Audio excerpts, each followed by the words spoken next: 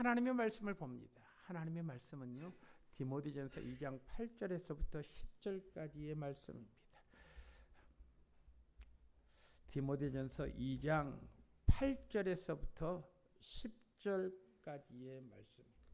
이 계시된 하나님의 말씀을 제가 봉독합니다. 신약성경 338면이 되겠습니다.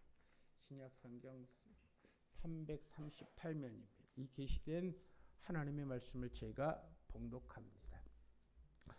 그러므로 각처에서 남자들이 분노와 다툼이 없이 거룩한 손을 들어 기도하기를 원하노라. 또 이와 같이 여자들도 단정하게 옷을 입으며 소박함과 정절로서 자기를 단장하고 따은 머리와 금이나 진주나 값진 옷으로 하지 말고 오직 선행으로 하기를 원하노라. 이것이 하나님을 경외한다 하는 자들에게 마땅한 것이니라. 아멘.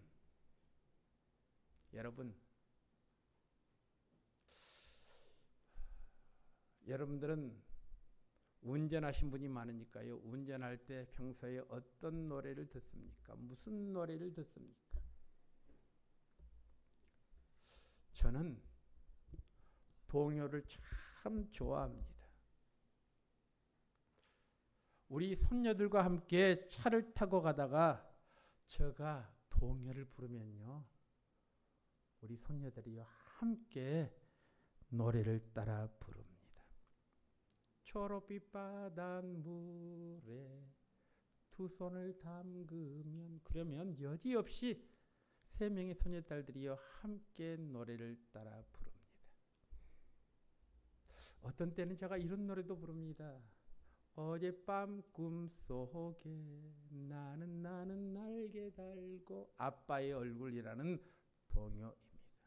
또 차를 타고 가다가 보면 애들이 꾸벅꾸벅 졸지 않습니까? 그때 엄마가 섬 그늘에 굴 따러 가면, 이 노래를 부르면 우리 손녀딸들이요 사르르 잠자는 모습을 쉽게 발견합니다. 또한 제가 좋아하는 동요가 있습니다. 이 동요는요, 저 혼자 부르기에 너무나 아까운 노래입니다. 그래서 우리 성도들과 함께 부르기를 원하는데, 여러분들 아실지 모르겠습니다. 네잎클로바라는 노래를 아십니까? 네잎클로바. 잘 모르시죠? 한번 동영상을 보도록 하죠. 네잎클로바 한번 불러보겠습니다.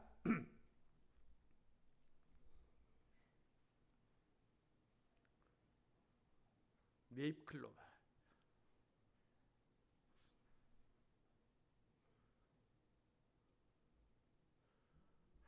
일부 예배 때는 잘 됐는데 오늘 또 2부 예배, 제가 목소리를 가다듬고 노래를 쫙 부르려고 하니까요, 이것이 안 되네요.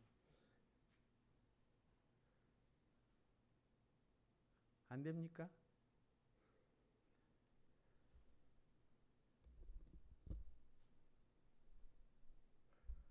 안 되면 넘어가죠.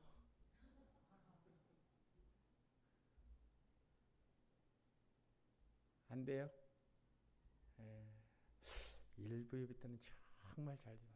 이 네잎클로바, 여러분 집에 가셔서요 꼭 한번 동영상을 찾아보시기 바랍니다. 너무너무 좋습니다. 제가 한 텀만 한번 해볼까요? 깊고 작은 산골짜기 사이로 맑은 물 흐르는 작은 샘터에 예쁜 꽃들 사이에 살짝 숨겨진 이슬 먹고 피어난 네잎클로바. 랄랄랄 한잎 날랄라 두잎 날랄라 세잎 날랄라 네잎, 행운을 가져다 준다는 수줍은 얼굴의 미소, 한 줄기의 따스한 햇살 받으며 희망으로 가득 찬 나의 친구야. 빛처럼 밝은 마음으로 너를 걷고 싶어. 이제 나오네요.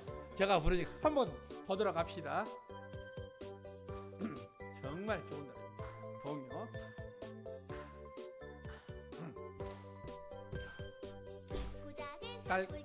사이로 맑은 물 흐르는 작은 샘터에 예쁜 꽃들 사이에 살짝 숨겨진 이슬 먹고 피어난 내 잎 클로바 랄랄랄 한잎 날랄라 두잎 날랄라 세잎 날랄라 내잎 행운을 가져다 준다는 수줍은 얼굴의 미소 한 줄기의 따스한 햇살 받으며 희망으로 가득 찬 나의 친구야 빛처럼 밝은 마음으로 너를 닮고 싶어 간주입니다.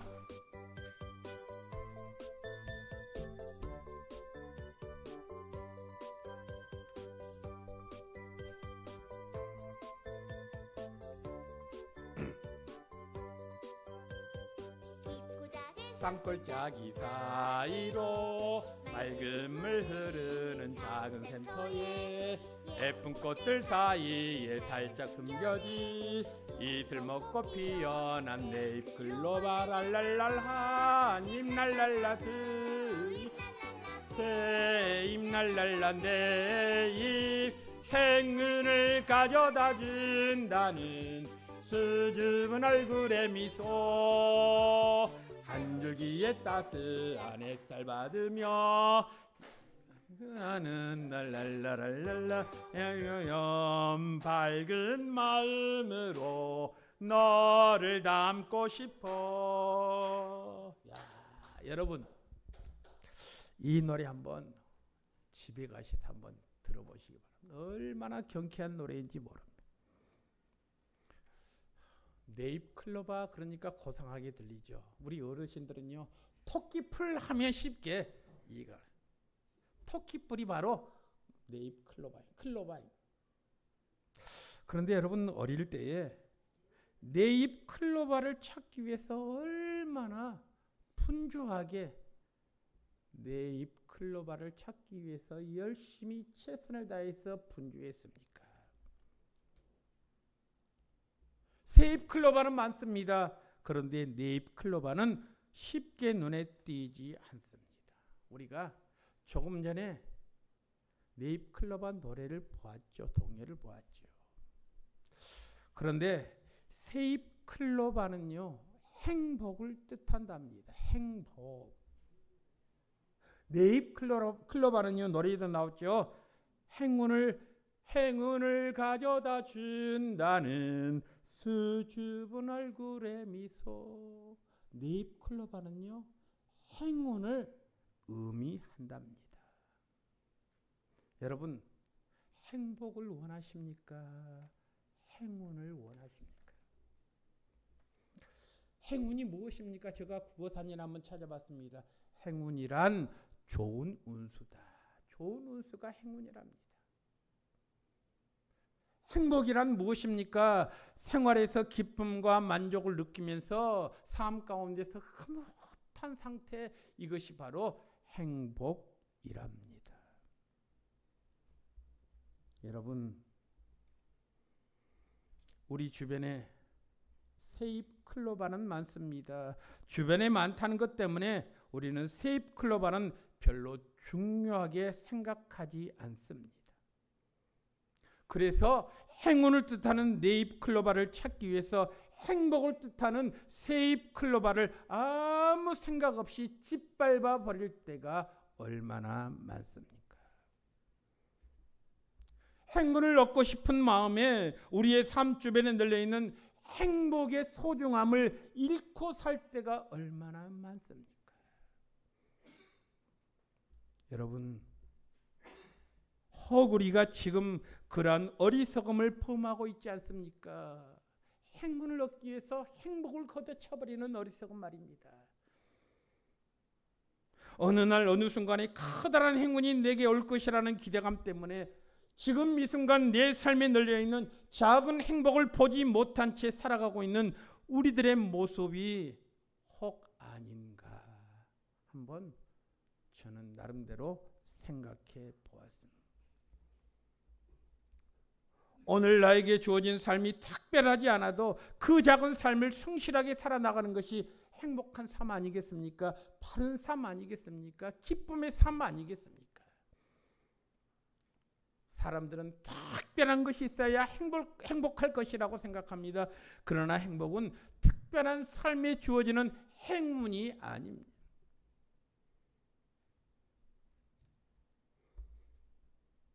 마찬가지입니다.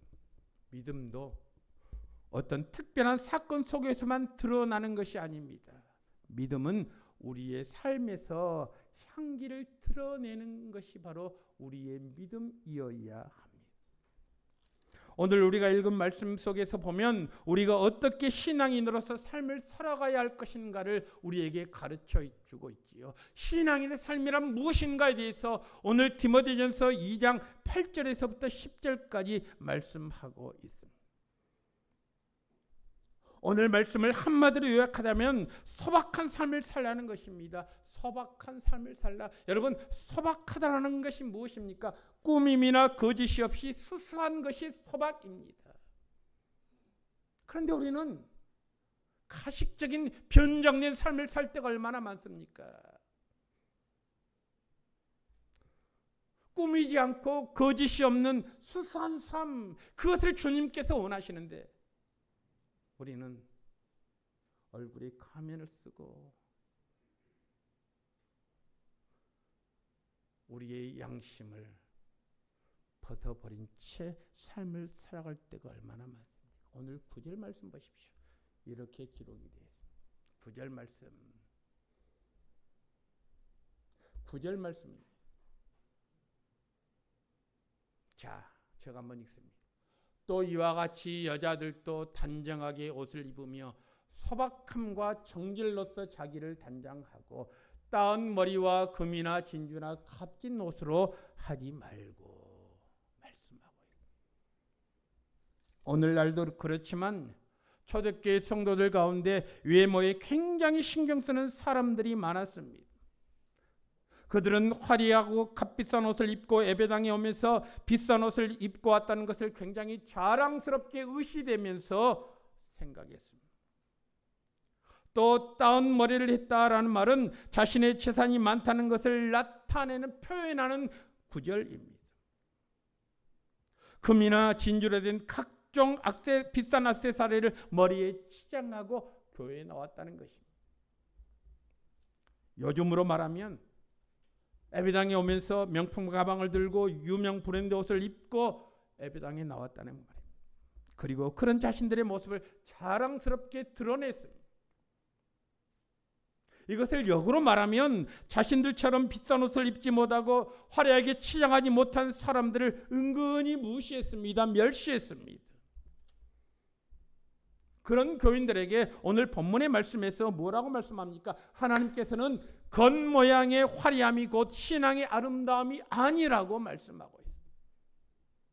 그래서 소박한 삶을 살라고, 거짓 없이 수수한 마음으로 삶을 살라고 그렇게 우리에게 강조하고 있는 것 아니겠습니까? 꾸밈이나 거짓이 없이 수수한 옷을 입고 사는 것이 더 아름답다고 지금 본문은 우리에게 말씀하고 있습니다. 그렇습니다. 하나님께서는 화려하고 비싼 것을 좋아하시는 분이 아닙니다. 하나님은 거짓이 없이 수수한 것을 훨씬 더 좋아하시는 분이십니다. 그리고 그렇게 사는 자들에게 하나님은 능력을 주십니다. 그렇게 사는 자들에게 하나님은 거룩한 역사를 그 사람을 통해서 이루어 나가신다는 말씀이지요.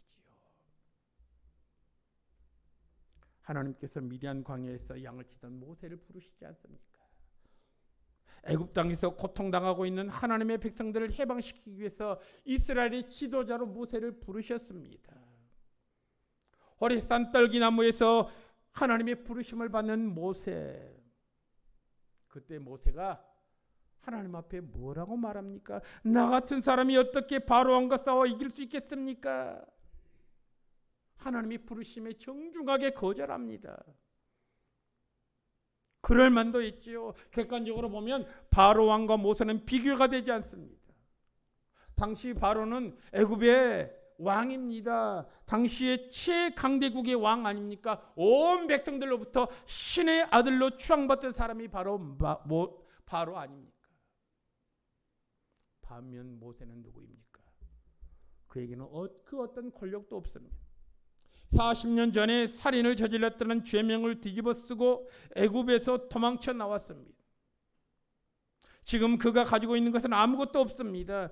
지금 자신이 치고 있는 양조차도 자기 자신의 양이 아닙니다. 장인의 양을 돌보면서 지금 차가살이하고 있는 모세였습니다. 그러니 바로 왕과 싸우러 가야 한다는 하나님의 말씀을 들었을 때에 예, 제가 가겠습니다 말할 수 있겠습니까? 당연히 예, 나는 가지 못하겠습니다 말할 수밖에 없습니다. 갈 수 없습니다. 못 가겠습니다. 거절하는 모세에게 하나님께서 주신 것이 있습니다. 무엇입니까? 지팡이였습니다. 그 지팡이가 누구의 지팡이였습니까? 하나님께서 모세를 위해서 특별히 제작한 지팡이입니까? 아닙니다. 모세가 양을 칠 때 쓰던 평범한 지팡이였습니다. 양치기 목동이라면 누구나 하나씩 가지고 있는 그런 지팡이였습니다. 모세가 가지고 다니던 것이라고 해서 그 지팡이가 금으로 도금한 것이 아닙니다. 모세의 지팡이라고 해서 유명한 조각가가 만든 지팡이도 아닙니다. 아주 평범한 지팡이입니다.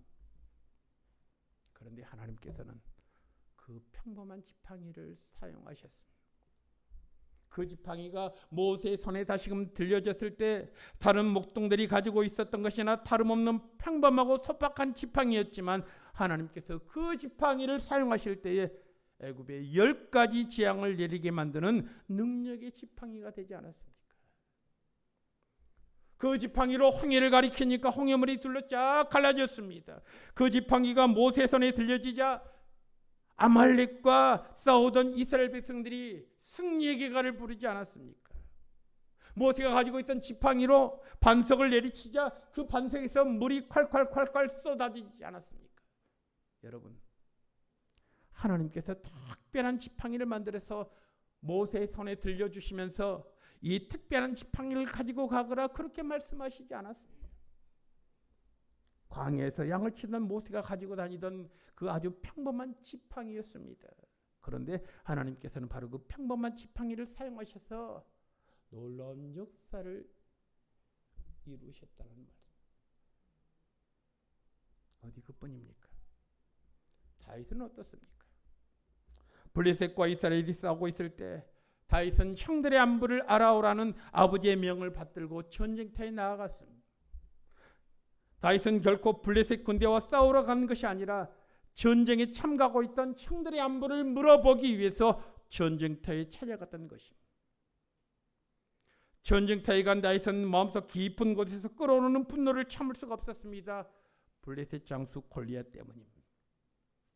골리앗이 하나님을 모독합니다. 하나님의 백성들을 멸시합니다. 골리앗의 고함 소리를 들은 다윗은 골리앗과 싸우러 가겠다라고 사울 왕에게 차청하고 나섰습니다. 다른 이스라엘의 모든 장수들은 벌벌 떨고 있는데 어린 다윗이 골리앗과 싸우러 나가겠다고 했을 때 사울 왕은 자신이 입고 있던 군복을 다윗에게 입혀 주었습니다. 자신이 쓰고 있던 노트구를 다윗에게 씌워 주었습니다. 자신이 가지고 있던 갑옷을 다윗에게 입혀 주었습니다. 그 다음에 자신이 쓰던 칼을 다윗 손에 들려줍니다. 사울 왕이 다윗에게 준 모든 것이 다 사울 왕의 것입니다. 일반 병사가 입었던 것을 준 것이 아닙니다. 왕이 입었던 군복이요, 왕이 쓰던 투구요, 왕이 입던 갑옷이었습니다. 왕이 사용하는 칼이었습니다. 왕을 위해서 특별하게 만든 군복이요, 투구요, 갑옷이요, 칼이었습니다. 그런데 골리앗과 싸우러 가는 다윗에게 사울 왕은 아주 특별한 것을 주었지만 다윗은 그것을 입고 골리앗과 싸우러 갔습니까? 아니요. 여러분, 사울 왕이 준 모든 것을 다 벗어버렸습니다. 그리고 자신이 평상시에 입고 있던 그 옷 그대로 골리앗과 싸우러 갔습니다.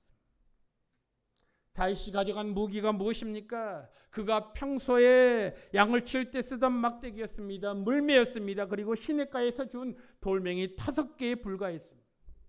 너무너무 평범한 무기 아닙니까? 아니, 무기라고도 볼 수 없는 것 아닙니까?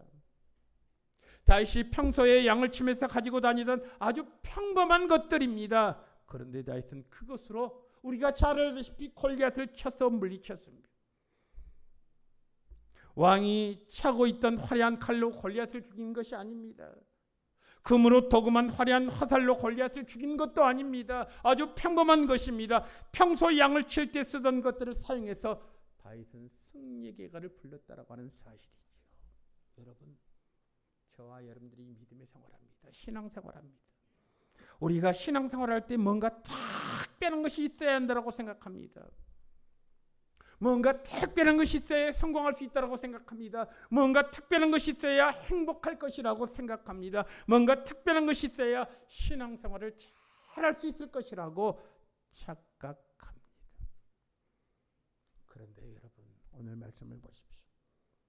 하나님께서는 그냥 평소 우리가 가지고 있는 아주 평범한 것들을 사용하셔서 당신의 거룩하심을 드러내신다라는 사실입니다. 아주 평범한 모세의 지팡이를 사용하셔서 세상의 참신은 오직 여호와 하나님밖에 없음을 만천하에 드러냈습니다. 양을 칠 때 사용하던 아주 평범한 물맷돌로 하나님의 이름을 모독하는 골리앗을 죽이고 하나님의 살아계심을 나타내지 않았습니까? 여러분, 하나님은 오늘도 우리의 지극히 평범한 것들을 사용하시기를 원합니다. 하나님께서는 우리에게 뭔가 특별한 것을 주신 후에 너는 이것을 가지고 내 거룩한 이름을 드러내라, 그렇게 말씀하시지 않았습니다. 우리가 가지고 있는 아주 평범한 것, 누구나 가지고 있는 아주 작은 것을 통해서 하나님의 거룩하심을 친히 드러내기를 원하셨다는 말씀이지요. 여러분, 주님을 한번 보실래요? 예수님을 한번 보실래요? 예수님도 아주 평범한 것들을 통해서 하나님의 거룩하심을 친히 드러내지 않았습니까? 예수님께서 이 땅에 오실 때 말구에서 태어나셨습니다.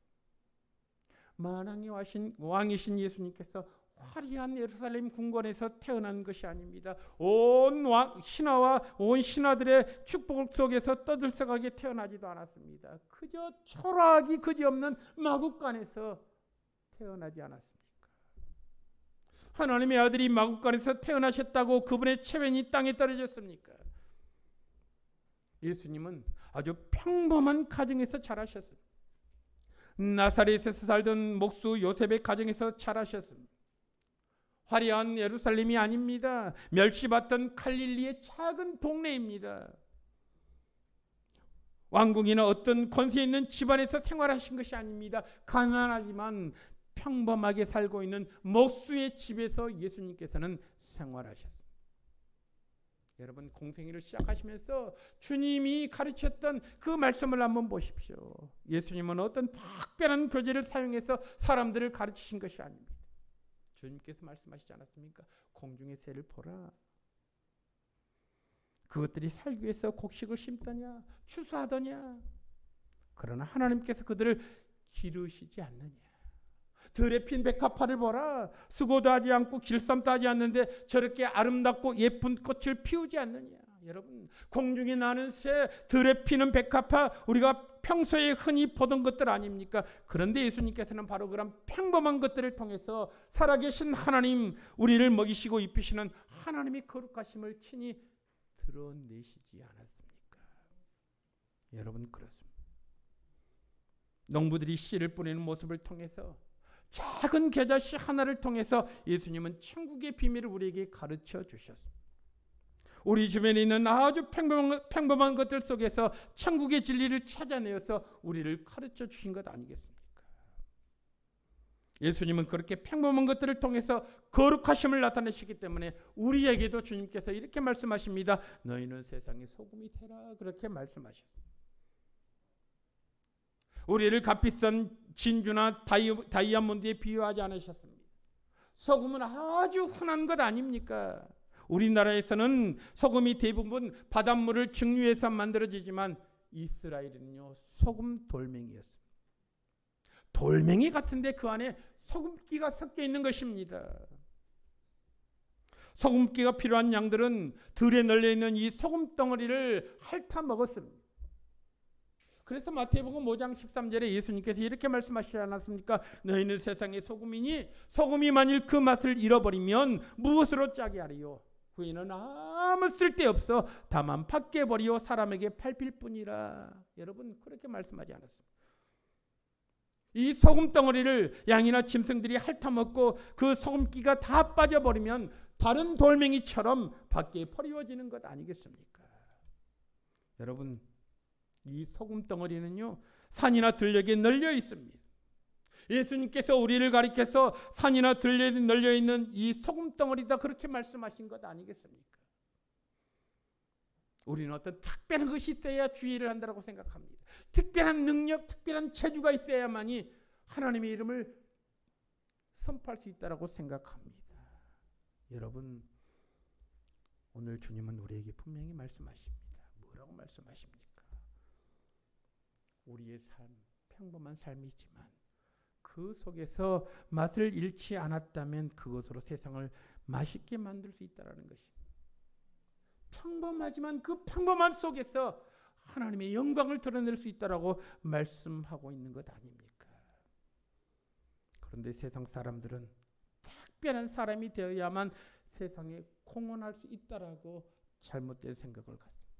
높은 자리에 올라야만 세상에 영향력을 줄 수 있다라고 생각합니다. 여러분 세상에 빛이 되고 세상을 살만나게 만드는 사람은 대통령이나 어떤 큰 기업체 사장님이어야만 된다라고 착각하는 경우가 있습니다.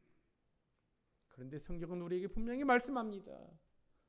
소금 덩어리에 소금기만 남아있으면 세상을 살만나게 만들 수 있는 것처럼 내 삶이 평범하지만 우리 안에 그리스도인담만 있다면, 그리스도인다움만 있다면 우리는 세상을 아름답게 만들 수 있다라고 하는 사실이지요. 세상이 향기나는 삶을 살 수 있다라는 거란 말씀입니다. 여러분 세상 속에 살아가는 우리의 삶의 자리가 커야만 커다란 향기를 만들어내는 것이 아닙니다. 비싸고 화려한 것들로 치장하는 삶이어야만 세상 사람들에게 영향을 줄 수 있는 것도 결코 아닙니다. 하나님은 평범한 우리의 삶을 통해서 당신의 거룩하심을 드러내기를 원하신다는 것입니다. 평범한 그 삶 속에서 주님께 영광 돌리기를 원하신다는 말씀입니다.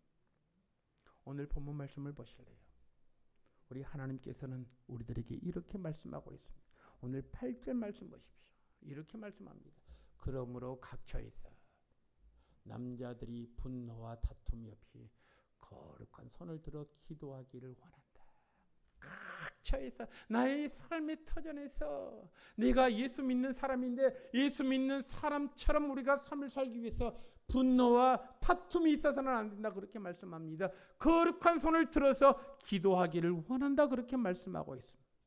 여러분 거룩한 손을 들어서 기도하기를 원한다. 어떤 손이 거룩한 손입니까? 손가락에 다이아몬드 반지를 낀 손이 거룩한 손입니까? 몇십만 원짜리 고급 향수를 뿌린 손이 거룩한 손입니까? 아니요.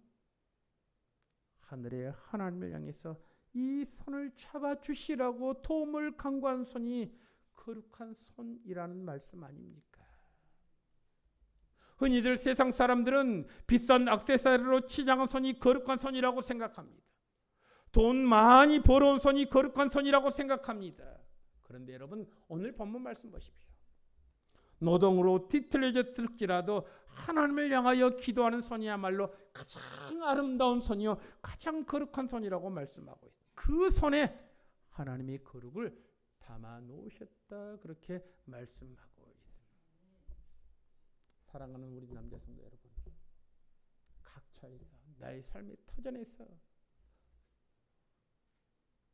내가 거룩한 손을 들어서 기도하는 복된 성도들이 되기를 간절히 원합니다. 거룩한 손을 들어서 내 가정을 위해서 기도하는 것입니다. 거룩한 손을 들어서 주의 몸된 교회 천성교회를 위해서 기도하는 것입니다. 거룩한 손을 들어서 직장을 위해서 내가 다니는 직장을 위해서 기도하는 것입니다. 거룩한 손을 들어서 이웃을 위해서 기도하는 자. 이것이야말로 신앙인의 삶 아니겠습니까?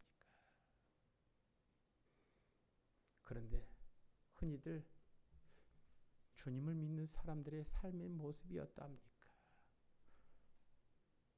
예배당 안에서는 신실한 그리스도인입니다. 그런데 예배당 문을 딱 열고 나가면 분노로 가득 찬 우리들의 모습을 발견하지 않습니까? 전혀 손해보지 않으려고 다툼으로 일관된 우리들의 삶의 모습 아닙니까? 그래서 오늘 디모데전서 2장 8절 말씀에서 남자들을 향해서 주시는 말씀이 있습니다. 너희의 삶의 터전에서 쉽게 분노하지 말라. 쉽게 다투지 말라. 손해 전혀 보려고 생각하지 말라. 거룩한 손을 들어서 기도하기를 원한다. 여러분, 그렇습니다. 거룩한 손으로 기도하는 그 모습이요 가장 아름다운 삶의 모습인 줄로 믿습니다. 신앙인의 삶의 모습인 줄로 믿습니다. 이어서 주님은요 여자들에게 이렇게 말을 합니다. 9절 말씀 보십시오. 9절에서부터 10절 한번 보실까요? 이렇게 또 이와 같이 여자들도 단정하게 옷을 입으며 소박함과 청결로서 자기를 단장하고 딴 머리와 금이나 진주나 값진 옷으로 하지 말고 오직 선행으로 하기를 원하노라. 이것이 하나님을 경외한다 하는 자들에게 마땅한 것이니라. 여러분, 소박함은 작은 선행으로 그 향기를 나타낸다는 말씀 아니겠습니까? 제가 서두에 말씀드렸죠. 소박하다라는 말이 무슨 말입니까? 꾸밈이나 거짓이 없이 수수한 것이 소박하다라고 했습니다. 여러분, 그런데 우리는 얼마나 꾸미기를 좋아합니까? 얼마나 내 자신의 정체성을 잃어버리고 드러내기를 좋아합니까? 오늘 성경은 분명히 우리에게 말합니다. 여자들도 남자들은 거룩하게 기도하라. 거룩한 손을 들어서 기도하기를 원한다 말씀하신 후에 여자들은요 단정하게 옷을 입으며 소박함과 정절로서 자기를 단장하라 말씀하고, 여러분 소박함은 작은 선행으로 그 향기를 나타낸다는 말씀입니다. 또 오늘 본문에 보면 부자임을 드러내는 따은 머리가 있습니다. 따은 머리로 그렇게 말하고 있습니다. 따은 머리나 금이나 진주나 값진 옷으로 하지 말고, 따은 머리가 무엇입니까? 여러분, 부자임을 드러내는 따은 머리가 거룩함을 드러낸 것이 아닙니다.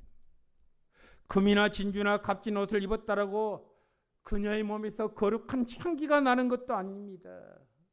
작지만 선행을 행함으로 말미암아 하나님의 영광이 드러나는 것입니다. 선행을 행함으로 말미암아 하나님의 거룩한 드러난다는 것입니다. 하나님을 경외하는 자들에게 마땅한 것이라 그렇게 말씀하고 있지 않습니까? 여러분, 그렇습니다. 우리는 본래 치장하기를 좋아합니다. 그래서 나의 본 모습을 치장함으로 말미암아 숨기는 경우들이 얼마나 많습니까? 그런데 오늘 성경은 우리에게 말합니다. 겉을 치장하려 하지 말고 선을 행함으로 우리 안에 있는 거룩함을 드러내라고 지금 말씀하고 있는 것 아니겠습니까? 소박한 것을 소중히 여길 줄 아는 사람은 거룩을 아는 사람. 소박한 것은 작은 것입니다. 소박한 것은 평범한 것입니다. 그러나 하나님께서는 그 안에 거룩함을 담아 놓으셨다 그렇게 말씀하고 있습니다. 많은 사람들은 큰 사람이 되기를 원합니다. 높은 사람이 되기를 원합니다. 그런데 큰 사람이 되기 전에 지금의 작고 소박한 삶 속에 담긴 하나님의 거룩함을 드러내는 삶이 되어야 한다라고 말씀하고 있는 것 아니겠습니까? 우리가 큰 은혜를 꿈꾸기 전에 하나님 나에게 이런 기도 제목이 있습니다. 하나님 앞에 간구하기 전에 지금까지 베풀어 주신 은혜의 감사함으로 그 거룩함을 갚아나가는 성도들이 되어야 되지 않겠습니까? 무엇을 더 원하십니까? 무엇을 더 바라십니까? 우리는 크고 화려한 것을 좋아할지 모르지만 큰 것이 거룩한 것이 결코 아님을 성경은 우리에게 가르쳐주고 있지 않습니까? 그러므로 여러분 지금 나의 삶의 모습을 너무 가볍게 여기지 마시기 바랍니다.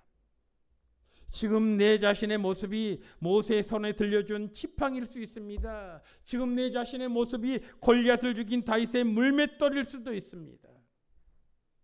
평범한 것을 사랑하신 하나님께서 그럼에도 불구하고 평범한 속에서 처한 곳에서 최선을 다하는 나의 삶의 모습을 보시고 나의 삶의 모습 속에서 하나님의 거룩하심을 드러내신다라는 말씀 아니겠습니까?